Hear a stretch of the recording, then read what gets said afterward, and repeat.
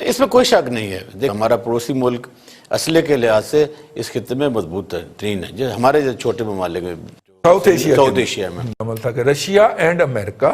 انہوں نے 92 جو ہے وہ یہ اکوپمنٹ ٹرانسفر کیے ہیں انڈیا کو. اسلحہ جو ہے جو اس نے خریداری کرنے کی کوشش کی ہے وہ پہنچنا شروع ہو گیا. 6 رافیل پہلے ہی جو ہے وہ اس منتھ کے آخر میں ان کو فائنلی ڈلیور ہو جائیں گے. تو دوستو سب سے پہلے تو ہم اس ویڈیو کو دیکھ لیتے ہیں کس طریقے سے پاکستانی بھارت کے خلاف کیا کیا پیاری پیاری باتیں کر رہے ہیں، تو پھر لاسٹ میں ملتے ہیں.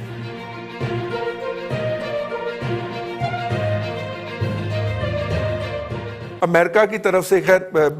وہ تائیوان کے پاس لا کے ایک بحری بیڑا کھڑا کرنا اور دوسرا ساؤتھ ایسٹ جو چائنا ہے، صدرن چائنا کے جو سمندر ہے اس کے اندر کھڑا کرنا، اور اب یہ خبر جاری کرنا ان کی اپنی یوٹیوب چینل کے اوپر کہ 92 جو ہے وہ طیارے، ٹینک اور پرسنل کیریئر جو ہیں وہ رشیا اور امریکہ نے بائی ایئر لفٹ کر کے انڈیا کو ڈلیور کر دیے ہیں. اس کے اندر اب پتہ نہیں اب ان کی طرف سے جاری ہوئی ہے، اور جاری کرنا بڑا معنی خیز ہے. یہ کیا میسج ہے جی اس وقت؟ اگر یہ صورتحال دیکھی جائے تو کیا پھر دوبارہ چائنا کے ساتھ کوئی ٹھوک ٹھوک شروع ہوگی؟ اس وقت سب سے بڑا جو ڈیفنس ایکوپمنٹ پرچیزر ہے وہ انڈیا ہے رضوان رضی صاحب، اور جو گد ہیں اسلحہ بیچنے والے وہ اس کی معیشت کو نوچ رہے ہیں. اور مودی اپنے ایجنڈے کے تحت آپ کہہ لیں اپنی انٹیلیجنس کے اوپر ریلائی کر کے ایک بڑا کھیل کھیل رہا ہے کہ رافیل بھی خرید لو، فلانی چیز بھی خرید لو. اسرائیل سے جو ہے وہ نگرانی کرنے والے وہ جو کھلونے ہوتے ہیں وہ بھی خرید لو، سارا کوئی گنے فلاں جگہ سے خرید لو، جہاں سے جو ملتا ہے مارکیٹ سے، رشیا سے، امریکہ سے، فرانس سے، اسرائیل سے یہ اٹھائے جا رہے ہیں. اب رہ گئی بات کہ جی اس کی یوٹیلائزیشن کیا ہوگی، اور کیا واقعی اس طرح کی صورتحال ہے کہ اس کے استعمال کی نوبت آ جائے. دیکھیں چائنا کی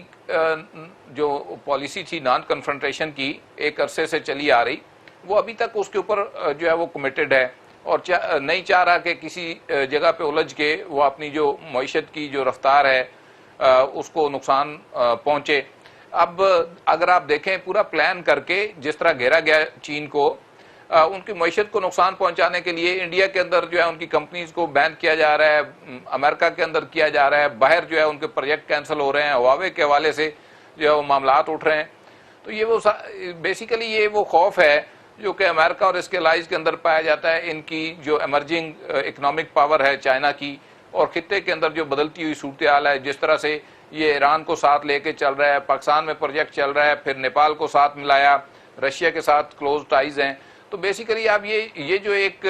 آپ کہہ لیں ردم بنا تھا، اس کو خراب کرنے کے لیے ایک نئی کوشش جو ہے وہ شروع ہوئی ہے. اور اس میں جو مختلف ممالک ہیں ان کو ڈکٹیٹ کرنے کی کوشش کی جا رہی ہے، جن میں خود ہم پاکستان بھی شامل ہے کہ جی آپ ایک سائڈ چن لیں.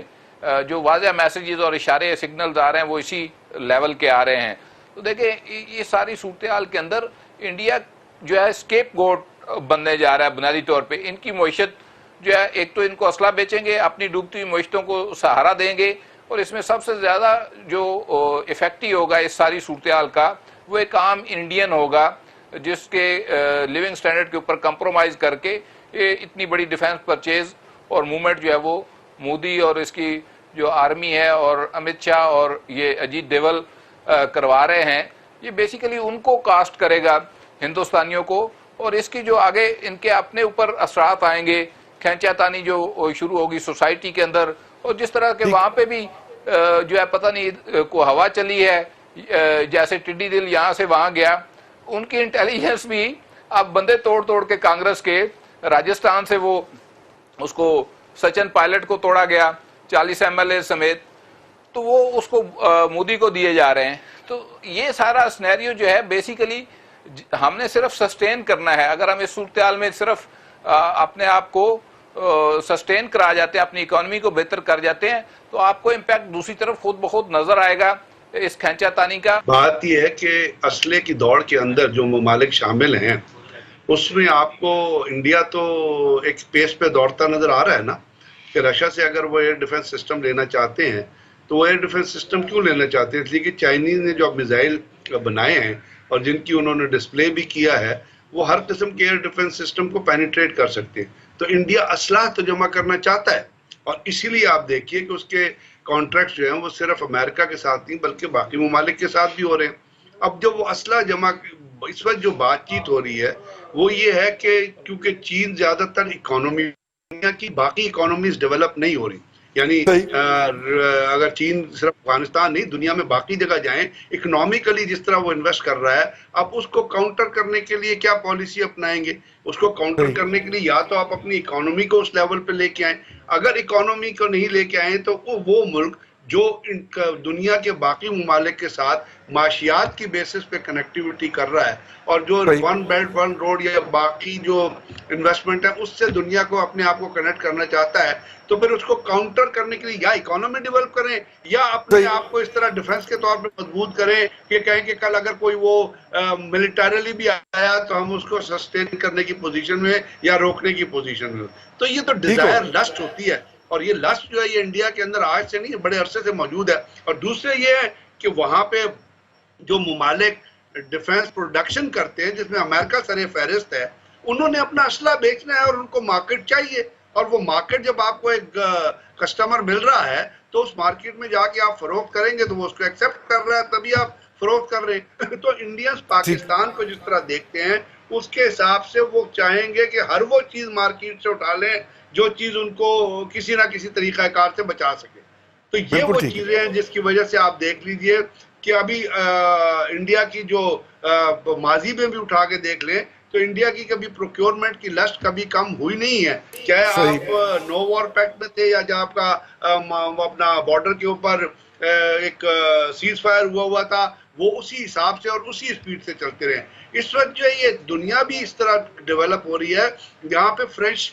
الائنسز جنریٹ کر رہی ہے، اور وہ جو الائنسز ہیں وہ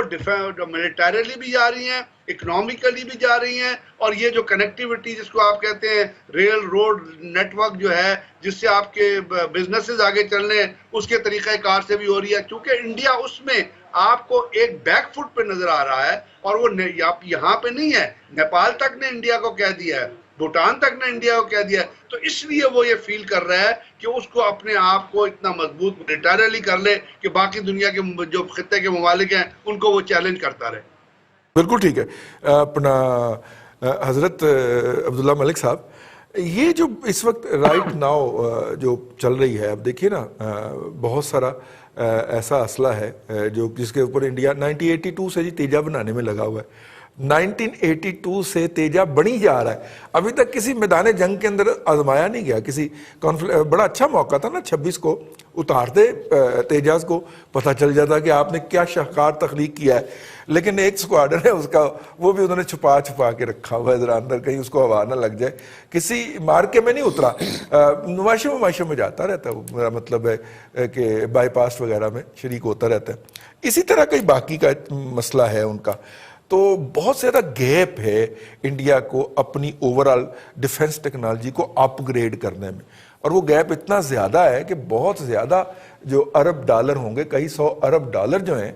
وہ اس میں جھونکنا پڑیں گے، ادروائز جو ہے وہ حال والے بھی جو ہیں وہ ہیلی کاپٹر تو اچھے بنا لیتے ہیں، طیارے اچھے نہیں بناتے، ہندوستان ایروناٹیکل والے جو ہیں، تو لے دے کے پھر سر وہی ہوگا جو اب تک ہوا ہے کہ اسلحہ بھی لیں گے اور مار بھی کھائیں گے۔ اس میں کوئی شک نہیں ہے، دیکھ ہمارا پڑوسی ملک اسلحے کے لحاظ سے اس خطے میں مضبوط ترین ہے، جو ہمارے جو چھوٹے ممالک ساؤتھ ایشیا میں۔ لیکن میں آپ کو ایک بات بڑی اہم کر لوں، جو ایشو بڑا اہم ہو گیا، دیکھیں پچھلی 2 دہائیوں میں امریکہ نے افغانستان، عراق، لیبیا، شام، مصر، ایران، جنوبی کوریا تک کیا کیا کہ تباہی کے دہانے پر ان کو لے گیا اور اپنی تمام کا تمام اسلحہ، انرجیز، معیشت وہاں جھونکی، اور جہاں امریکہ ان ممالک کے ساتھ صف رہا تھا اور دوستی کے تقاضے پورے کرتا انڈیا اور اسرائیل کے ساتھ، اور یہ وہ ممالک تھے جو اس کے لیے کوئی اتنی بڑی پرفارمنس دے نہیں رہے تھے۔ انہی حالات میں جو چائنا تھا، چائنا نے پچھلی 2 دہائیوں میں اپنی معیشت کو ساؤتھ افریقہ،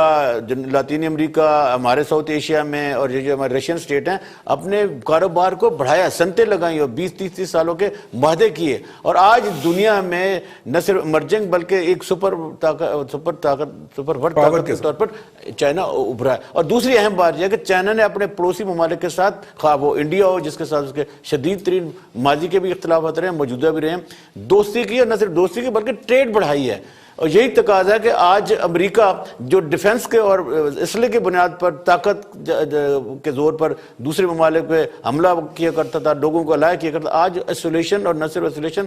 بلکہ اس کے اندر، اپنے اندر، ملک کے اندر سے ایسی لہریں اور ایسی اٹھ رہی ہیں آوازیں کہ شاید